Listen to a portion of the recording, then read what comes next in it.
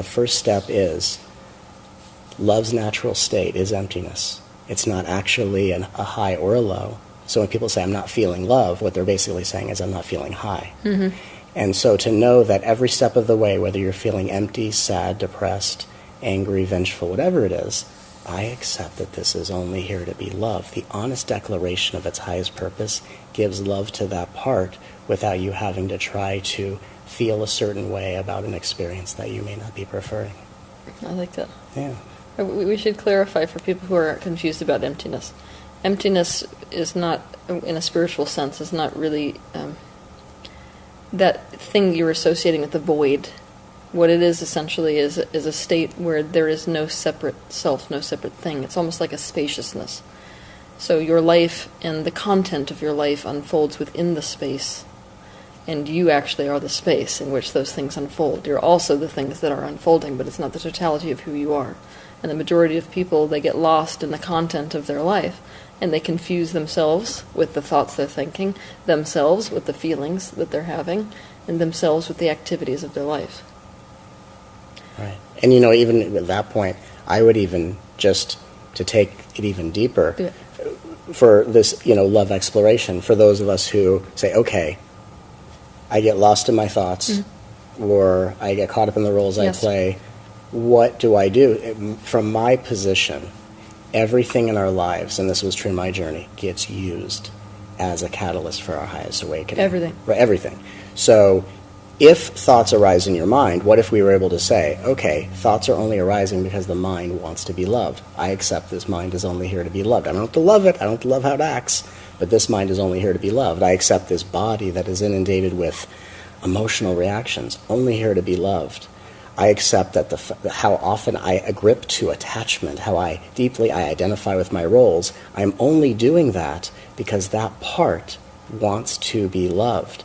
The reason I teach that way, although I teach very intuitively, the reason it's so important to emphasize that is because it's so common to identify with something, have thoughts, or react, and to think that that is actually wrong.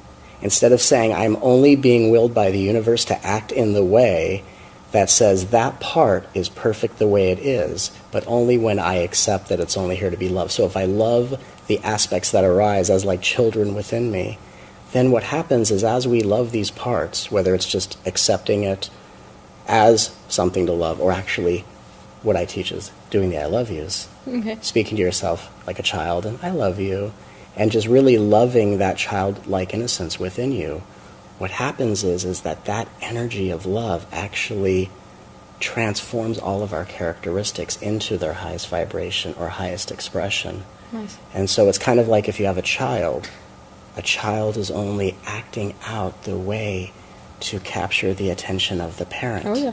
And when the parent says, you're only acting this way, honey, because you want my loving attention. Because a parent oftentimes gives loving attention when the child is in danger or peril, and when nothing is wrong, the child gets less attention. Yep. So the child says, I must always have a problem Yes. in order to capture your attention.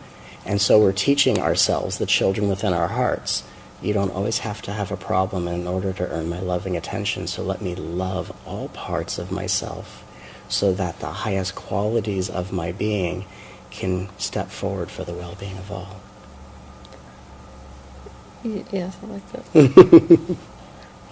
It spills quite nicely into the idea of completely allowing what is. Yes. Which is something I'm real interested in teaching people how to do. Of course, it's like a constant practice in my own life. Sure. I've noticed that the majority of people on this planet, not even the majority, if you were to take pain, like let's just take collective pain on the earth and suffering. Yeah. If you were to whittle it down to one concept, it's essentially that you're sitting in the present moment and you think that something about the present moment shouldn't be that is, or should be that isn't. Right. I mean, really think about that for a while, you guys, because it's a really interesting thing to notice about your life. All of your pain really can fit into that. It's really one concept, but it's two faces of the same coin. Something is here that shouldn't be, something isn't here that should be. And if we take that attitude, and it's really like a life philosophy, it's almost like I'd have people use it like a cone. So way back when a Zen master or something would give like a single sentence to somebody, and then they have to meditate on it forever, and eventually, just by pondering it, by contemplating it, the truth of it and what it really meant would essentially pour into the being. So this is one of those things that's really good to remind yourself and to live like this, almost like you would with a cone, according to the idea that essentially everything that's happening should be happening. So if that's the truth, if everything that's happening should be happening, it's much easier to allow the very moment that you're in. And allowing is, of course, one of those steps that's on the way to what we would consider to be love. Now, love is an interesting concept, which we should probably both weigh in on, because you're Mr. Love Doctor, so I'd be interested in your perception on that. Absolutely. I mean, it's funny, because I want to touch upon what you just said, which is great. People think something in my life is happening that shouldn't, or I think something should be happening that isn't. And what I also think is if we were to say, okay, but let's go underneath that and say, those two symptoms, what's the source of that? And what I have found in my exploration with working with so many, and even in my own life, is that, okay, so if you're in a situation where there's something that's happening that shouldn't be in your estimation, or there's something that you think should be happening that isn't quite happening, that those are two symptoms that lets us know that we don't actually feel safe in our bodies. Yeah, not at all. Yeah. Not at all, not safe. So if we don't feel safe, that has to become the focus of, okay, the first step in my spiritual journey, do I feel safe? And the question of, how do I know if I feel safe? Do I think the things that happen shouldn't? Do I think the things that aren't happening should? Mm-hmm. And if one or two or both of those things are occurring, that means we don't feel safe in ourselves. And if we don't feel safe in ourselves, then the focus could become, and what I like to suggest is, a spiritual practice or a spiritual path is defined by one key tenet. And that is your practice or path teaching you the way to treat a child in pain? And if I love that. Right? And if you wouldn't treat a child in pain in the way your spiritual path is teaching you to practice anything, then we find a spiritually dysfunctional path. Yes. So even if you're someone that says, okay, I hate the things that are happening, and I dream about the things that aren't happening, this lets me know I feel unsafe. It's time for me to return to love. Yeah. And even just to say, I accept that all of this is only here to be loved, even if I don't know how to love it, even if I don't want to love it. How deep do we have to go to find that starting point? Even to say, I accept that the one who hates everything about life and is only going to open up when life starts going my way is only here to be loved.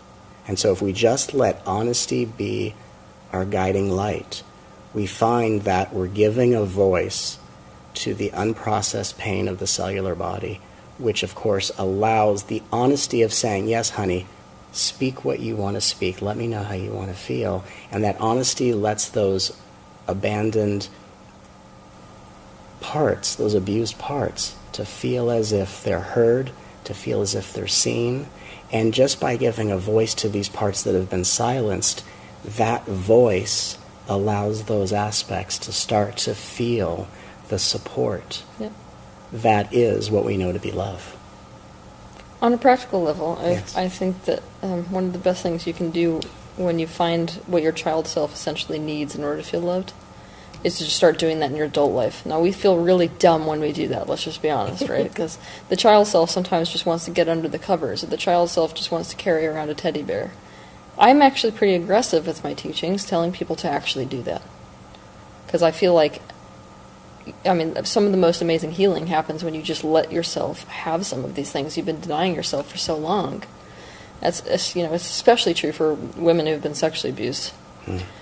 Where it's like, we have trained ourselves, most of us have trained ourselves to just not let ourselves seek safety. Or, when we walk into a restaurant, if we start feeling unsafe, we've trained ourselves to stay there anyways. And our body starts bracing itself against the world that we live in. So, in the beginning of our spiritual practice, when we're applying it to our day-to-day lives, our lives can start to look a little bit ridiculous. Meaning that we're going to have to be making choices for ourselves that don't necessarily fit in with what you would consider to be like the stereotypical or kosher way to behave within society. And this is a really important thing for us to also understand, is that within the spiritual field, there's a lot of this misconception that a person who is truly spiritual, that's what we're all after, right, is like the gold star of spirituality. So for a real spiritual person to be very spiritual, they should be able to, say, go to the middle of a subway station and be in a state of complete bliss. And I'm like, literally, I'm here to tell you today that if you're holding yourself to that expectation, you're never going to get feeling safe in this reality.